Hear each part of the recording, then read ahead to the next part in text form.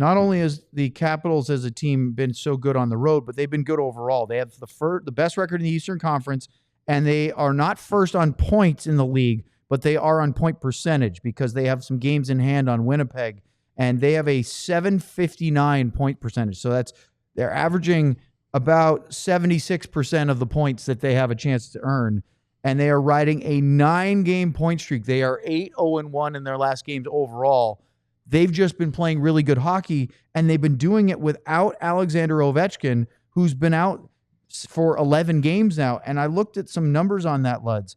They obviously have been winning hockey. They lost their first 2 games when Ovi got hurt.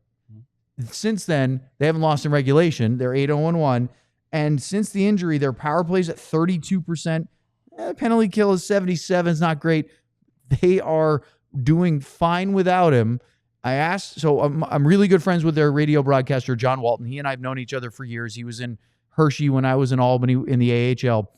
And I said, we've had this conversation on our show about, if Ovi comes back, does that lead to the distraction of chasing the goals race? Because right when he got hurt, my friend John, their radio guy, said, we were just starting to think we might start to see the national media start following us around. And then he goes down with that injury. And he said, no, it's not going to be a distraction. He goes, this team seems to rally around Ovechkin. He said when he was chasing his 800th goal, instead of being a distraction, it seemed to make them play better as a team. Well, that's good. Yeah. I mean, well, it's not good for the opponents. But it's not as much of a distraction as you suggested it could be. And the one thing about Ovechkin, he kind of falls into this identity because he's not a perimeter player. No. I mean, even at his age, we've seen him. He's always been that bull in the china shop. I mean, I remember when he first started playing, I couldn't believe how many guys he just ran over. I mean, he's running guys over all the time, and you kind of go, dude can score goals. Like, is his body going to hold up? And it sure has. I mean, he's never been on. What's funny is as you're talking about that, I pictured Ovechkin and how his feet were always moving. Yeah. His feet move like Logan Stankoven. The difference is he's a monster human being versus Logan, who's a more diminutive figure. And you think about, you take the engine and the work rate of a Stankoven and you put it in the body of Ovechkin. Yep. And that's just a terrifying power forward. Well, and the difference is in the skating stride. Ovechkin's feet are wider. Like, he's got a wide base when he comes in. It's almost like he shuffles coming up the ice. Like, it's almost funny to watch him skate, because he's just kind of chugging along. And but I think that's why he never would get run over, because he's got that wide base, big frame, and he's got a nose for the net. I mean, of the 800 and whatever the number is in goals, how many of them? I know there's the power play goals. Yep.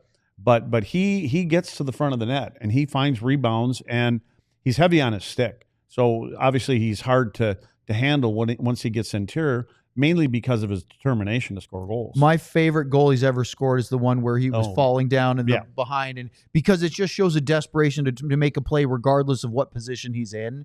And I don't know if is it to make a play or just get it on net, because I love to score goals. Both. Yeah. I mean, it's a ridiculous thing that he even scored on that, but it just shows that he has sort of a singular focus of, even if he's lying down sideways, he's still trying to put the puck on net.